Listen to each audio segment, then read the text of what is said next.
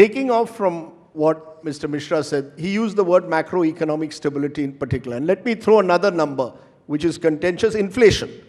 In India, averaging 5.5% in the last year, much less than most South Asian countries and the Western world. The Modi government says, compared in particular to the UPA years, we have done much better in keeping inflation under control. Inflation during the UPA years was double digit. In the UPA years, between 2009 and 2011, inflation was indeed very high. And the reason is obvious. It was because Mr. Mukherjee, I think, following other finance ministers, believed in stimulus packages. We spent money which we did not have, and therefore inflation went out of control.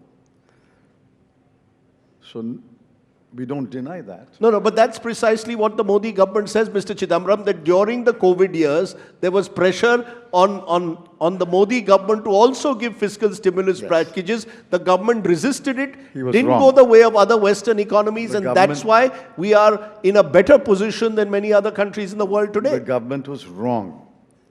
The government was wrong in not doing a fiscal stimulus. That's why 3 crore people had to migrate from other cities and states back to Bihar and Uttar Pradesh. We had uncounted and unaccounted deaths in the pandemic. We had bodies floating down the river Ganga. We had funeral pyres on the banks of rivers. See, Neelkant and Mr. Modi are speaking about half of India. For example, the 2 examples he gave: top 500 companies, foreign direct investment. It makes sense only to the first 70 crore of India.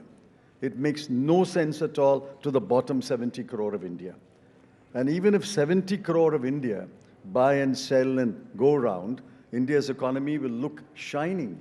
But what about the bottom 70 crore? Therefore, Mr. Modi neglected the bottom 70 crore, and I squarely charge this government of having neglected the poor and the very poor.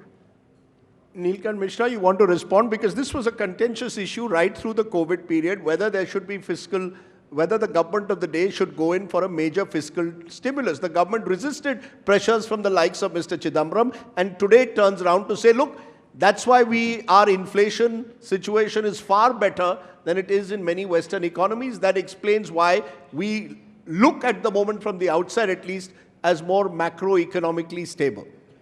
I'll answer that question in 2 parts. The first is that, remember that we are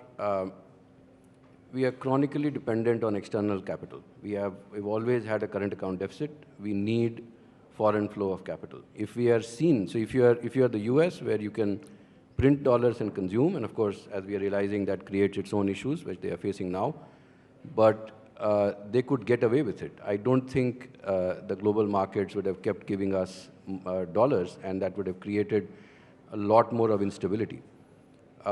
And I don't think that would have been the right thing to do. But look at what is happening now. See, when you lock people down, what slows down is not as much goods consumption, but services consumption, because contact services get affected. And services consumption is mostly about the rich buying the poor's time.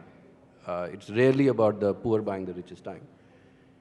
And when that stops, so at the end of the lockdowns, the rich had a lot of savings. The poor were very badly affected. They had very weak balance sheets. They had to shed assets. But once the economy opened up and the rich started spending, that money has started to flow. This is a pattern that is now visible across the global economy. It is visible in India. If you see data, so I'll back it up with data. Our equivalent of unemployment claims is, which you see in the US, right, repeatedly quoted, is Narega demand. Narega demand in February is lower than February 20, pre-pandemic. It is significantly lower than February 19. You look at rural wage growth. Rural wage growth had been stuck in a rut even before 2020. it is now at 6.5%. For the first time in 3 years, it is positive in real terms. So it is now higher than inflation. So there is a certain process of healing. If you try to over-interrupt the process in the economy, then you can actually do some damage. So I think Mr. Chidambaram is absolutely right that during the pandemic, the poor were very, very badly affected.